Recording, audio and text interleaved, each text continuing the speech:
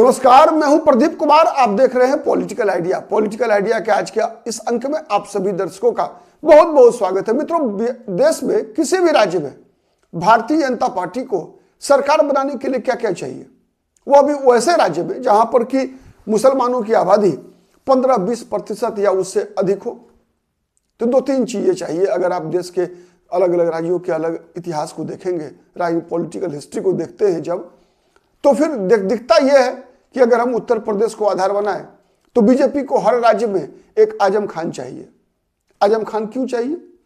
इसलिए चाहिए कि आप याद कीजिए 90 का वो दशक जब आजम खान किस प्रकार से भारतीय जनता पार्टी के खिलाफ हमलावर हुआ करते थे, किस प्रकार से यहां तक कि भारत माता डाइन है ऐसे बयान आजम खान दिया करते थे। बाबरी मस्जिद के पक्ष में बयानबाजी हो, भारतीय जनता पार्टी के विपक्ष में बयानबाजी हो। बीजेपी को याद कीजिए आप, बीजेपी को मिला था 2014 में एक इमरान मसूद उत्तर प्रदेश में, सहारनपुर का सांसद जो अभी भी है। उन दिनों वो चुनाव लड़ रहे थे कांग्रेस पार्टी की टिकट पर। क्या कहा था इमरान मसूद ने प्रधानमंत्री मोदी के बारे में विवादित बयान देकर? तो बीजेपी को किसी भी नए राज्य में जहां पर कि लोगों की आबादी, मुसलमानों की आबादी 15-20% से अधिक हो, वहां पर एक आजम खान, एक इमरान मसूद चाहिए। बीजेपी को असम की तरह कोई बदरुद्दीन अजमल चाहिए, कोई तरुण गोगोई चाहिए। तो अभी तो बंगाल में चुनाव है, तो बंगाल में क्या बीजेपी को कोई मुख्य माने मुलायम सिंह यादव, कोई तरुण गोगोई मिला? ये तो पहले से मौजूद है। ममता बनर्जी लगातार, बीजेपी 2021 से ही लगातार कोशिश कर रही है ममता बनर्जी की चूल्हे हिलाने का, लेकिन हिला नहीं पाई बीजेपी। उल्टा बीजेपी जहां 2019 के लोकसभा चुनाव में बेहतर प्रदर्शन हुआ था, उसकी तुलना में 2021 के विधानसभा चुनाव में बीजेपी का प्रदर्शन गिर गया और 2024 के लोकसभा चुनाव में और गिरावट आ गई बीजेपी के प्रदर्शन में। तो क्या बीजेपी अपना प्रदर्शन इतना सुधार लेगी बंगाल में जिससे कि बीजेपी 2026 में अपनी सरकार बना सकती है? इसका जवाब तो आने वाला महीना देगा। लेकिन जिस प्रकार के संकेत निकल कर आ रहे हैं, जिस प्रकार से आजम खान बीजेपी को मिले हैं बंगाल में, इस संभावना को तो बलवती बनाता है। वही बाबर जिससे जन्म हुआ आजम खान की राजनीति का उत्तर प्रदेश में, वही राम मंदिर और बाबरी मस्जिद का विवाद, जिसके रथ पर सवार होकर भारतीय जनता पार्टी 2 सांसदों की पार्टी से 1989 में 89 सांसदों की पार्टी बनी थी, 88 सांसदों की पार्टी बनी थी और 2019 में 303 सांसदों की पार्टी बनी थी। तो वो मुद्दा था राम जन्मभूमि और बाबरी मस्जिद का मुद्दा। और वही बाबरी मस्जिद का मुद्दा इस बार फिर बंगाल की राजनीति के केंद्र में है और उस राजनीति के से जन्म ले रहा है एक आजम खान, हुमायूं कबीर। मुलायम सिंह तो पहले से मौजूद है ममता बनर्जी के रूप में वहां पर कि परिंदा भी पर नहीं मार सकता। तो क्या भारतीय जनता पार्टी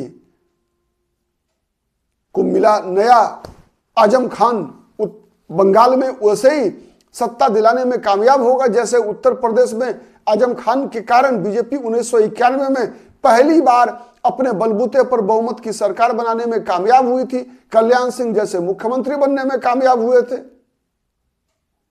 संकेत तो निकल कर आ रहे हैं, संकेत तो निकल कर आ रहे हैं। वैसे ही जैसे आजम खान कहा करते थे 2000 पिछले लोकसभा चुनाव में भी, 2014-2019 के लोकसभा चुनाव में, कि मैं तो कलेक्टर से पैर जूते के फीते बंधवाऊंगा।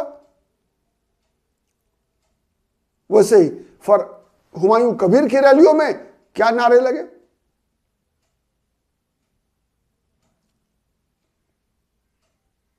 नाराए तकबीर, अल्लाहू अकबर।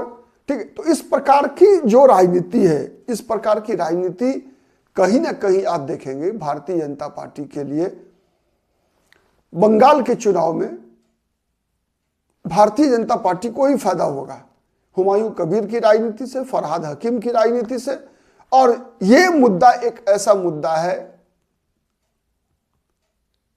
जो सबसे ज्यादा प्रभावी हो सकता है इस बंगाल के चुनाव में, और वह भी उस स्थिति में जब बांग्लादेश की भी पड़ोसी देश बांग्लादेश में स्थिति दिन पर दिन बिगड़ती जा रही है। वहां जिस प्रकार की विगत 1-1.5 वर्षों के अंदर जिस प्रकार की स्थिति रही वहां पर, वहां अल्पसंख्यकों के खिलाफ जिस प्रकार से हिंसा हुई, जिस प्रकार से भारत समर्थक लोग निशाने पर रहे, वहां उसका भी असर बंगाल के चुनाव पर आपको दिखेगा।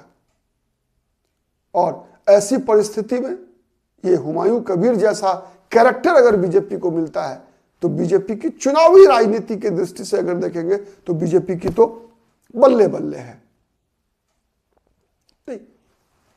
ये जिस प्रकार के जो आधारशिला रखी गई बाबरी मस्जिद का, और उसके बाद 300 करोड़ और 3000 करोड़ में घोषणा हुई है कि मेडिकल कॉलेज और हॉस्पिटल वगैरह सब कुछ बनाने का,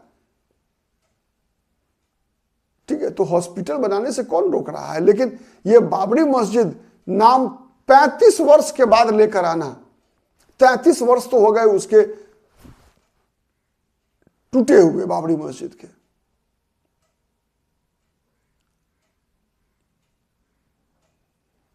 तो देखते हैं ये आजम खान, नया आजम खान बीजेपी को सत्ता दिला पाता है कि नहीं दिला पाता है। बीजेपी को तो खुश ही हो रही होगी। बने रहिए पॉलिटिकल आइडिया के साथ। हमारी नजर हर उस खबर पर है जिसका विश्लेषण आप के जानने की इच्छा रहती है। आज के लिए इतना ही। बहुत बहुत धन्यवाद।